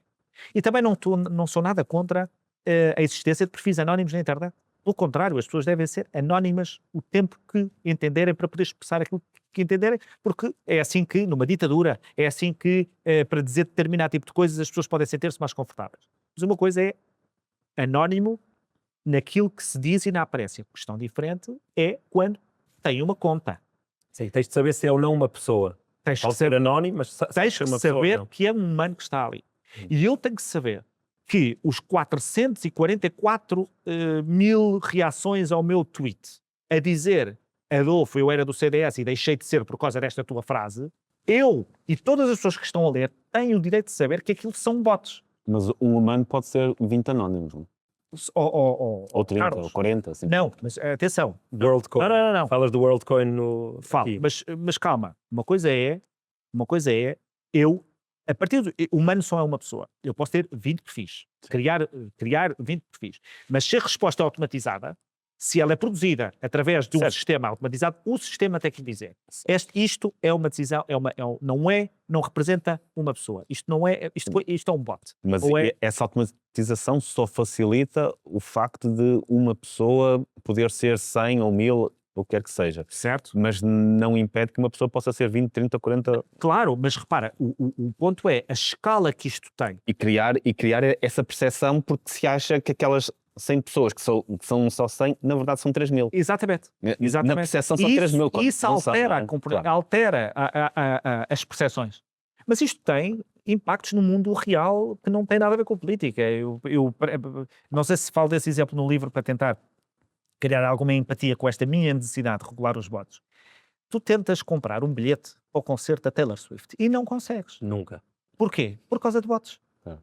Ou seja, há pessoas, portanto, o sistema não está preparado para defender o tipo que está lá às 2 da manhã, à hora, para comprar a porcaria do bilhete. Não estou a dizer que toda a gente tem direito aos bilhetes, mas quer dizer que sejam humanos a comprar. Não é ter exércitos de votos. Eu não me posso preocupar com a liberdade de expressão de votos. Eu quero transparência. Eu não quero saber quem é a pessoa. Quero saber se aquilo é um conteúdo automatizado ou não é um conteúdo automatizado. Porque eu preciso de transparência. E acho que o número de... E depois o estudo que mostrava, e eu cito, há um estudo que eu cito sobre o Chega, não é apenas terem bots e sites e perfis a elogiar o Chega. É eles inundarem os perfis dos opositores políticos. Os bots inundarem. E, portanto, ter o perfil do Carlos Guimarães Pinto, enquanto, se for candidato a uma lista, não se é candidato a primeiro-ministro, mas sendo líder, teres o perfil dele, cada vez que ele abre a boca para dizer coisas que aparentemente são normais e que de repente ele próprio começa a ter receio do que é que eu disse, porque eu tenho todo o meu eleitorado a dizer que eu estou doido. E isso faz com que eu até sou a favor do casamento entre pessoas do mesmo sexo, mas de cada vez que abre a boca para falar desse assunto, eu levo com um backlash brutal nas redes. O melhor é não falar. O melhor é não falar. E, portanto, este efeito de contaminação de autocensura que os partidos populistas e as máquinas populistas conseguem fazer nos partidos do sistema é real. Eu vivi isso. No partido no qual eu militei. Eu vivi. É melhor não se falar desse assunto por causa do backlash nas redes. E um backlash fictício. Não representa a população, não representa as pessoas, mas mais. Depois tens uns jornais online a dizer backlash, está a ser questionado, o CDS já não é o partido que era. E isto está... as pessoas deixam de saber se estou a falar com humanos. E isso acho que sou muito a favor da regulação dos bots que falo. E o WorldCoin é uma solução, não é a única, há mais, quer dizer, mas tem que haver soluções. Ou seja, temos os 3 níveis do problema. Temos uma amostra de humanos que não são necessariamente a amostra da população em geral, que já são pessoas naturalmente zangadas por outros motivos que não têm nada a ver com a política e estão subrepresentadas. Cada uma dessas pessoas pode ter 20 perfis, porque lá está, tem imenso tempo livre para andar e é suficiente motivada, e se tiver características técnicas, em vez de 20 pode ter 200 ou 1000 ou o que quer que seja. E de repente um pequeno grupo de pessoas tem um impacto tremendo na percepção que os políticos têm, mas também na percepção das pessoas que não estão muito nas redes sociais, vão só ver e não participam, não comentam, mas vão só ver e começam elas próprias a ter a percepção de que a maioria pensa desta forma e se calhar eu também tenho que pensar como a maioria pensa. Se toda a gente está queixada de assaltos, eu não sinto, mas sou única, então é porque há. Tenho sorte, não é? Há uma necessidade das pessoas empatizarem, não é? E depois, o mata esfola, porque isso é muito engraçado. Eu acho que se deve fazer um estudo, uma análise sobre o tipo de expressões que é utilizado na política desde o aparecimento do Chega, né? Ou desde o aparecimento de outros partidos noutros países, que é a forma como está totalmente bélico o discurso, totalmente conflitual. E nós já estamos habituados. Porque significa que nós nos aclimatamos a isso, já não nos choca. Quando se tem um cartaz a dizer que isto não é o Bangladesh e nós aceitamos, a sociedade está muito doente, porque o cartaz não diz não queremos mais imigrantes. Por exemplo, podia dizer os imigrantes são um problema para o nosso sistema de saúde. Podia dizer, não diz. Temos que regular a imigração. Podia dizer, não diz, não. Diz outra coisa completamente diferente. Escolhe uma comunidade em particular, que nem sequer é a maior comunidade que nós temos de imigrantes em Portugal, para fazer uma sinalização coletivizando, como o Carlos dizia, mas dizendo assim, tu que és do Bangladesh, que estudas, que trabalhas, que dás o litro, que pagas os teus impostos, este não é o teu lugar. Porque eu vou assumir que tu és bandalheira, criminoso, etc. E nós aceitamos isto. Sabes porquê que aceitamos isto? Porque já achamos que é melhor não nos metermos com o Chega, é melhor não dizer, porque ainda lhes vai dar mais tempo de antena, ou, ok, isso é grave, mas... E a sociedade de mas em mas vai começar. É assim que as coisas começam. E isto, para mim, eu acho que o cartaz é indigno. Bom, é indigno. E ver mas achas pessoas... que ser ilegal? Deixa-me só terminar a dizer isto, então isto sabe mesmo da alma. Ver pessoas com a doutrina social da Igreja debaixo da mão a defender este partido, acho que é uma contradição insanável. Acho mesmo insanável a contradição. Não é possível esquecer o amor ao próximo, não é possível. É possível ser a favor da regulação da imigração. É possível ser a favor da obrigação de todas as pessoas que vivem aqui respeitarem determinado tipo de normas, determinado tipo de regras. É perfeitamente compatível dizer que não podemos ter a imigração toda que desejaríamos, porque não cabemos cá todos. Tudo isso é completamente compatível com a doutrina social da Igreja. Racismo, xenofobia, ódio ao outro, sinalização do outro para atirar pedras, isso é completamente incompatível. E ver alguém que diz que fala com Deus e que Deus lhe disse que tem uma missão cá e há 1 milhão e tal pessoas, muitas delas católicas, votam naquilo sabendo da absoluta instrumentalização, mostra bem ao ponto a que isto chegou, e por isso é que eu quis escrever o livro, não é? Ou seja, por isso é que senti a necessidade de escrever o livro. Não, vai dar um ótimo reel. Mas sabes o que é que essas pessoas te respondem? Porque eu também acho isso e tenho feito bastante stories sobre isso, irrita-me bastante a maneira como o movimento MAGA e outros movimentos parecidos usam a bandeira do cristianismo para ganhar votos e depois o comportamento não tem nada cristão para mim. Eles usam histórias como, por exemplo, aquele no templo, quando Jesus mandou tudo gozar, porque Jesus não tolerava essas coisas. Usam passagens de que Jesus defendia os seus. Ou seja, conseguem, através do Novo Testamento e Antigo Testamento, fazer cherry picking, se quiseres, deixando de fora o bom samaritano, deixando de fora os leprosos, mas para defender aquela ideia. Mas podemos ir aos vendilhões no templo. Os vendilhões estavam no templo. E usar o templo para fazer negócio, que é exatamente aquilo que se está a passar aqui, que é pessoas, líderes políticos, utilizarem o templo, portanto o nome da igreja, para fazer negócio. E a igreja, que durante muitas décadas disse, e bem, que nenhum partido se podia instrumentalizar a igreja. Aliás, um dos desafios que o CDS teve inicialmente de não se chamar Partido Democrata Cristão foi precisamente para cumprir, supostamente, com essa orientação que os bispos deram. E está escrita essa orientação, que nenhum partido político, e bem, se pode apropriar. Esses são vendilhões do templo. E não há nada, nem no Novo Testamento, nem no Antigo Testamento, que permita esquecer esta revolução que foi, provavelmente, das maiores revoluções filosóficas do mundo, esta ideia simples de que somos todos iguais, porque somos todos irmãos, somos todos filhos de Deus. Isto nunca tinha sido dito antes. Esta condição de tu, porque nasces, és dono de toda a dignidade do mundo. Ninguém tem mais dignidade que tu, mas ninguém tem menos dignidade que tu. Somos iguais. E é, aliás, isso que depois está no artigo 2º da nossa Constituição, mas que é o princípio básico, dignidade da pessoa humana, é o quê? É precisamente isso, basta nasceres. Não interessa nada. Não há nada que tu sejas que te vá dar uma dignidade plus. Não te vai aditivar nada. E não há nada que tu sejas que te retire dignidade. Nada. Absolutamente nada. E sinceramente, essa racionalização é abjeta, porque é uma instrumentalização da coisa mais... pelo menos para os católicos, da coisa mais extraordinária que aconteceu nas nossas vidas, que alguém nos ter dito que por nascermos tínhamos perante Deus a dignidade total e máxima. E vem agora outras pessoas dizer que não temos. Questão diferente cometemos crimes, pois há o ordenamento penal, é para isso que cá está. Não cumprimos com as leis, pois há contraordenações.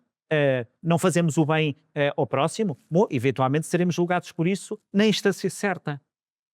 Mas quer dizer, não, sinceramente faz muita confusão e mostra o estado de doença em que os espaços em que poderíamos encontrar com a absoluta certeza que vamos entrar num espaço em que vamos ouvir o amor ao próximo, e aquilo que vamos ouvir é tu é que não estás a ver bem aquilo, porque repara, também tens que perceber que eu quando começo a ouvir as adversativas todas, sinceramente não consigo compreender.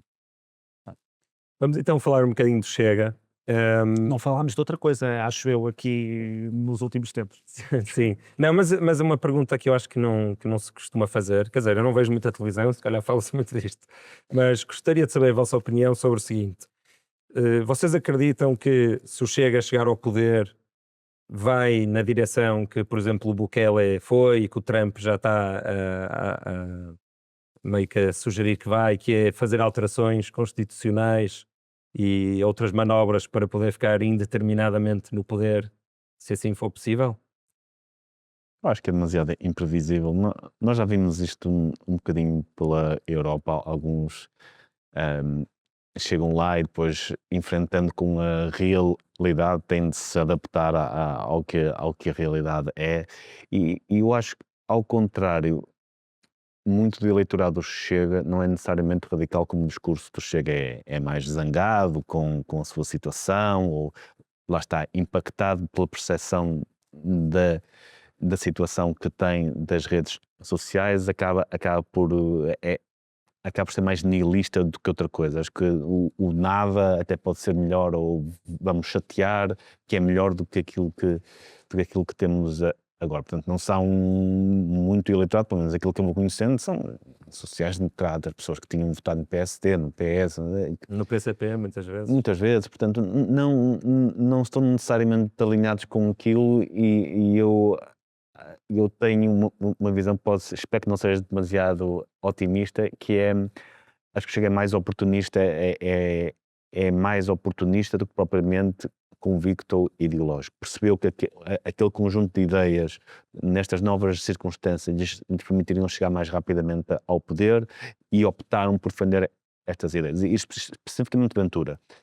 Claro que depois, quando defendes estas ideias, mesmo numa perspectiva oportunista, acho que há alguma convicção ali, mas em boa parte aquilo é oportunista, acabas por atrair pessoas que são efetivamente convictas. E o Chega também tem pessoas que são profundamente convictas naquelas ideias. Agora, como é que aplicariam depois?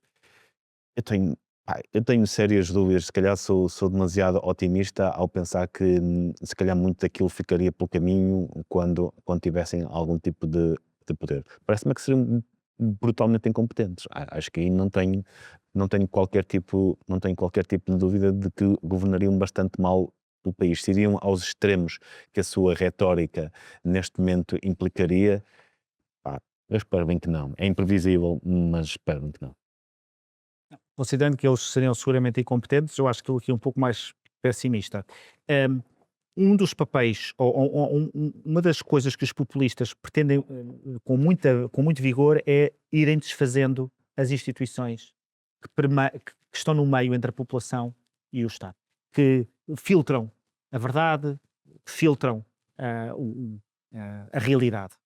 É assim com a ciência. É por isso que Donald Trump, apesar de se ter vacinado, dá muito gás aos antivacinas, porque quanto mais nós duvidarmos da ciência, mais espaço há para mentir e para dizer o que queremos. É assim com os jornais, é assim com os tribunais e é assim também com os parlamentos. E aquilo que acontece, e nós temos o caso da Hungria, que é paradigmático de como é que isto acontece, é começar a minar a credibilidade das várias instituições que medeiam e que limitam o poder para um dia olharmos à volta e dizermos, olha, já não confio. A sociedade já não confia e já não há instituições e elas começam depois a ser domadas, não é? E aquilo que aconteceu na Hungria é um caso, aquilo que está acontecendo nos Estados Unidos é outro caso. E é visível em Portugal pelo menos uma coisa. Carlos, eu não imagino o que seja estar no Parlamento com aquele grupo parlamentar do Chega lá. Não imagino. Eu sei o que é estar no Parlamento e ouvir muitos à partes.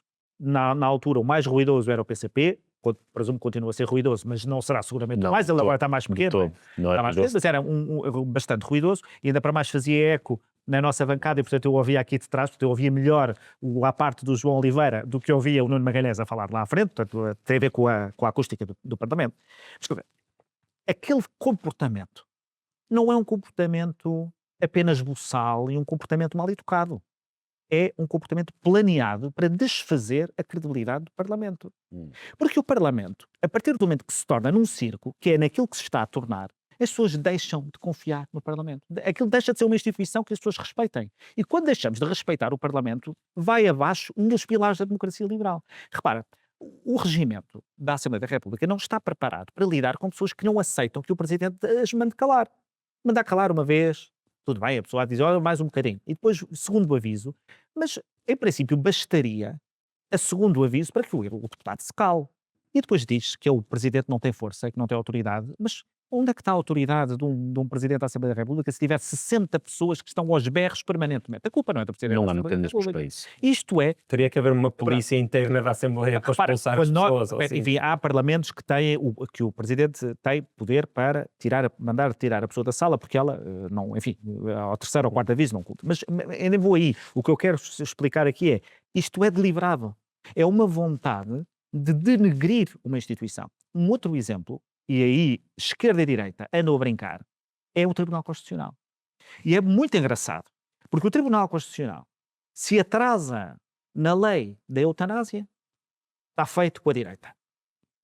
Se o Tribunal Constitucional arrasa, para utilizar expressões muito à chega, as leis da imigração, é um tribunal de esquerda.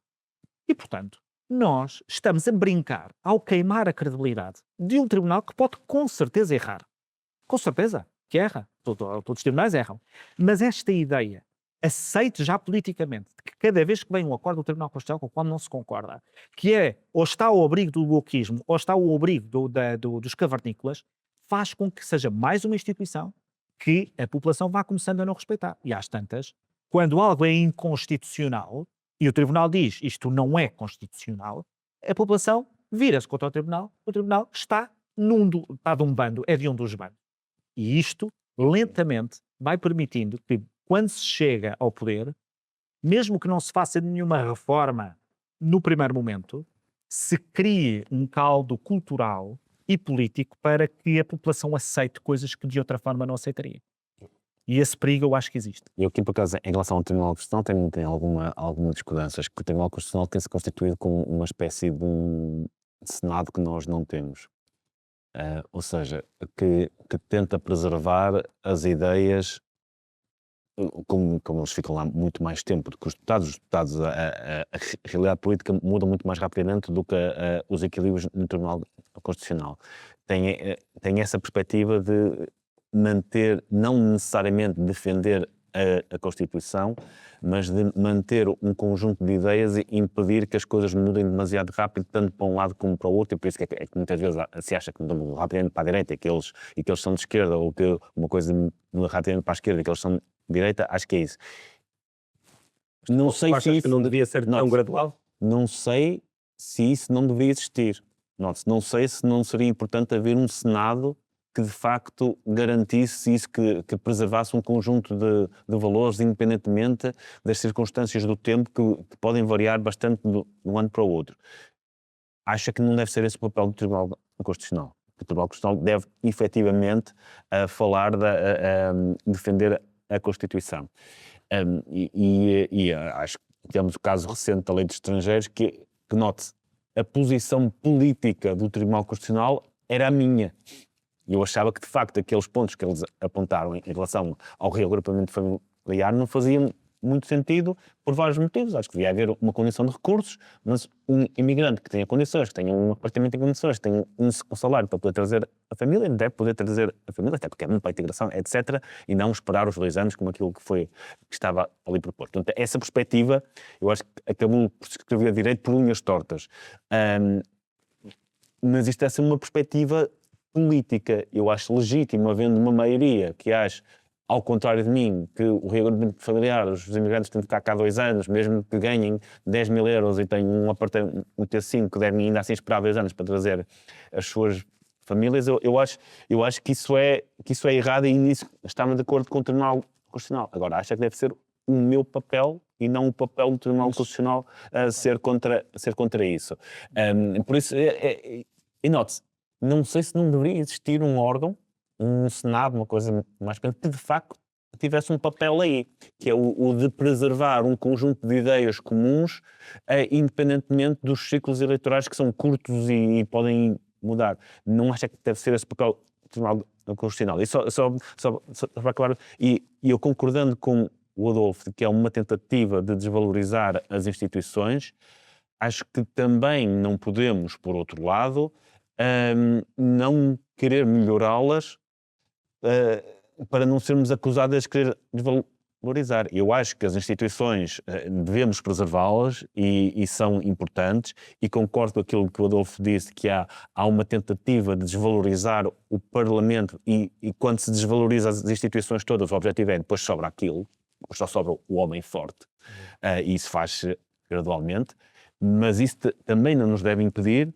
de as poder criticar e achar que o papel de determinada instituição deve ser esta e não aquela. Da mesma forma que eu acho que o Presidente da República deve ter um papel muito menos intervencionista. Sou parlamentarista acima de... Mas Sim. eu percebo o que estás a dizer relativamente ao Tribunal Constitucional, mas então nos tempos de hoje, eu critico muito os acordos do Tribunal Constitucional. Sou advogado, muitas vezes tenho que discordar. Repara, a Constituição nunca vai dizer tudo, não é? A Constituição são princípios, portanto, são sempre sujeitos à interpretação. Eu quero uma instituição que não esteja dependente das maiorias circunstanciais do momento. De acordo. E, portanto, quando eu ouço dizer o Tribunal Constitucional na lei da imigração, que faço já aqui o alerta, por causa da escrita do meu livro, focado nisso, não li, não acompanhei a polémica, estou um pouco dentro do assunto. Portanto, vou falar do ponto de vista conceptual. Quando a propósito das leis da imigração se vai dizer, o Tribunal Constitucional tem que refletir a nova maioria do momento, que acha que... Não, o reagrupamento, eu sei, só quero clarificar isto, porque ouviu-se isto. O Tribunal Constitucional tem que ser um espelho da maioria parlamentar. Não tem. O Tribunal Constitucional tem que ser eleito. Podemos questionar se devia ser eleito de outra maneira, se que número de juízes é que devia ser cooptado e não, etc. Isso podemos, com certeza, para melhorar as instituições. Mas o Tribunal tem que ser o guardião da Constituição e da interpretação que ela é feita, cabendo ao Parlamento, querendo ter maioria para o efeito, alterar a Constituição.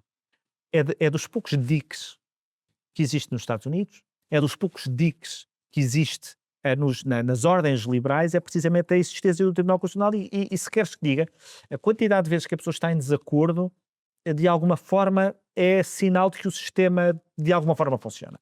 Mas estou de acordo que vivemos tempos em que tudo nos parece essencial. Vamos lá ver, dizia-se, qualquer moderado dirá, eu só vou não fazer o acordo contigo em questões de princípio, senão eu, com certeza, eu acho que podemos pactar. O problema é que as questões de princípio hoje são milhares. Toda a gente tem imensas questões de princípio, portanto, e às tantas, de facto, o acordo não é possível. Acho mesmo que assistimos a um degradar das instituições, acho que o Parlamento é o caso mais evidente, a imprensa é o outro e a ciência é o outro. E digo isto muitas vezes, quer dizer, nós, a partir do momento em que um influencer tem o algoritmo valoriza muito mais o que ele diz sobre vacinas do que o médico diz, e isso tem depois repercussões e consequências. A ciência e o método científico é outro pilar que está a ser degradado e a forma como a inteligência artificial nos dá conhecimento também não vai ajudar, porque nós deixamos de perceber o método que está por trás da resposta que nos é dada. E reforçando o teu ponto, se calhar indo contra o meu, não sei, nós não somos os Estados Unidos em termos de força das instituições. Nós temos as nossas instituições, nós temos uma democracia relativamente jovem, em que as instituições se foram reforçando ao longo do tempo. Não estou certo que as nossas instituições tenham a mesma solidez para resistir a ataques que por exemplo, tem os Estados Unidos. Mas, Carlos, imagina, se criássemos um Senado para haver uma outra Câmara... Não quero que digam que eu defendo aqui um Senado. Mais cargos, mais lugares, mais presenças, mais... Não sei, exatamente, já sei, é o próximo. Dentro do teu sonho de ter um Estado ainda maior e uma máquina mais... com burocrática. Estás a gostar, mas isto pode acontecer um gajo insuspeito. É certinho, tipo insuspeito como ele, que está sempre com a lista dos institutos para abolir e as fundações e mais não sei o quê. Pode acontecer que tu acordes um dia, tu que és um reconhecido liberal bastante clássico, pode acontecer um dia de seres acusado de já não seres um verdadeiro liberal só porque disseste com a frase. Bom, já me tem acontecido.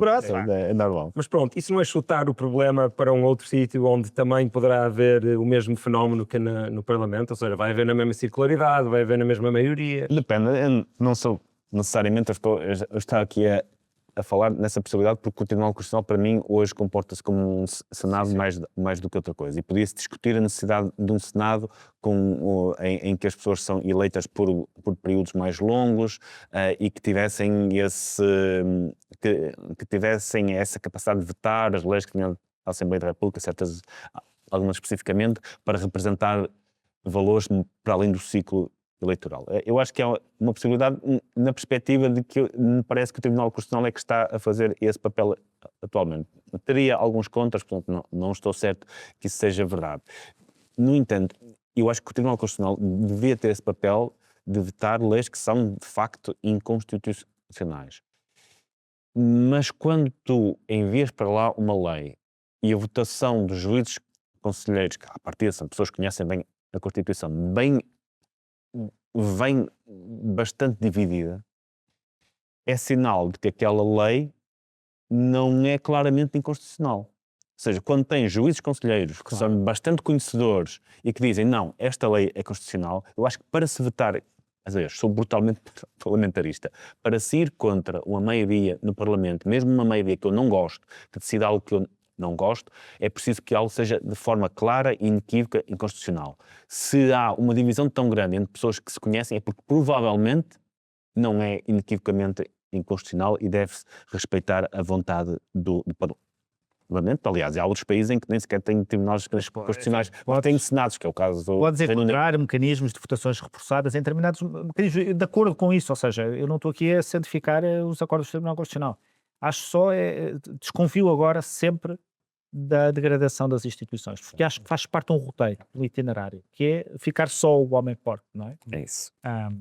Mas eu aprendi isso no Covid, também concordo que é um perigo este ataque às instituições sem critério, mas uma instituição também é mais forte se estiver permanentemente a ser questionada e bem questionada e pressionada, não é? Se deixarmos demasiadas instituições em paz, exatamente, normalmente podem se tornar em lugares de hegemonia e totalmente, mas sabes qual é o grande desafio? É é a facilidade ou a possibilidade tão fácil de fazer críticas que são completamente falsas e que passam por verdadeiras. E, portanto, vamos, para dar um exemplo, vamos dizer que se convencionou que este jarro aparece na televisão, aparece no vídeo, pronto, que este jarro não devia estar aqui, ok? E que devemos tirar o jarro daqui.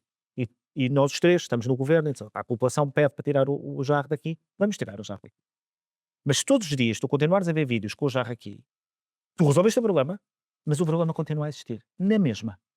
E, portanto, não há nenhuma instituição que sobreviva a conteúdos deliberadamente produzidos com meias-verdades a atacar. As instituições não têm a capacidade de ir para o Tribunal Constitucional ou qualquer outra instituição de ir para as redes a responder na mesma.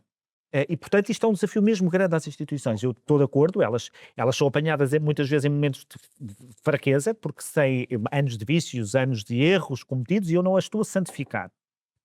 Só estou a dizer é que é por isso é que se fala de Quarta República, não é? Porquê é que chega a falar da Quarta República depois sem concretizar nada? Porque dá essa ideia, e Le Pen a mesma coisa, dá essa ideia de fazer tudo from the scratch, vamos fazer tudo do zero, tudo novo. E eu acho que esses papéis de engenharia social e política são sempre terríveis. Muito bem, chegamos aqui à hora, estamos todos a ir almoçar e temos várias outras coisas para fazer. Acho que podíamos ter ficado aqui, já tínhamos tanto para falar. É verdade. Foi um privilégio poder falar aqui sobre estas coisas convosco e talvez até tenha algum valor histórico no futuro. Alguém daqui a 20 anos saber, olha, como é que estava a direita portuguesa ali mais ou menos em 2025. Acho que não sei se hoje somos grandes representantes do que é a direita portuguesa em 2025. Eu nunca me classifiquei de outra maneira, mas de facto, olhando para a parte da direita como ela está, pergunto-me, não tenho muito em comum. Bom, e eu e o Carlos vimos num tempo, ele falou há pouco dos blogs, não é? Nós vimos num tempo em que a direita se abriu, em que de repente tu começas a ver milhares de pessoas que pensam de forma parecida com a tua, mas diferente, e está na mesma cosmogonia de valores, contra o socialismo, contra a esquerda, e com imensa variedade. E eu acho que foi uma explosão de otimismo. Muitos blogs, com imensa discussão e com imenso debate, e muitos de nós fizemos um percurso que nos fomos acompanhando na política, outros na magistratura, outros no comentariado político, outros membros do governo. Eu olho para essas pessoas todas e há muitas delas com as quais hoje não consigo sequer concordar no essencial. E eram pessoas que faziam parte de um trajeto comigo. E não é partidário, atenção. E isto para mim eu escrevi isso na introdução, acho que é um belo retrato do meu espaço político hoje, infelizmente. E parabéns pelo teu 101º programa, é um orgulho estar aqui. Muitos parabéns. Obrigado. 2 livros espetaculares, este ainda não acabei de ler, mas este li quase todo, estão em todas as livrarias. Há pessoas que estão a ouvir Liberalismo, a ideia que mudou o mundo, e Algoritmocracia de Adolfo Mesquita Nunes. Muito obrigado por terem estado aqui, e a quem nos acompanhou de casa, muito obrigado também. Não fujam já. Se isto teve algum valor para vocês, contemplem tornar-se mecenas. Nos nossos jantares é possível debater com toda a gente e ninguém se levanta nem fica zangado. Continua a ser assim. É um oásis e ganham acesso a mais uma data de outras coisas. Se não se estiverem a sentir assim tão generosos ainda, um like, um comentário, uma avaliação de 5 estrelas ajuda tudo, e é tudo. Obrigado. Quer ajudar ao algoritmo. Obrigado. Obrigado. Muito bom.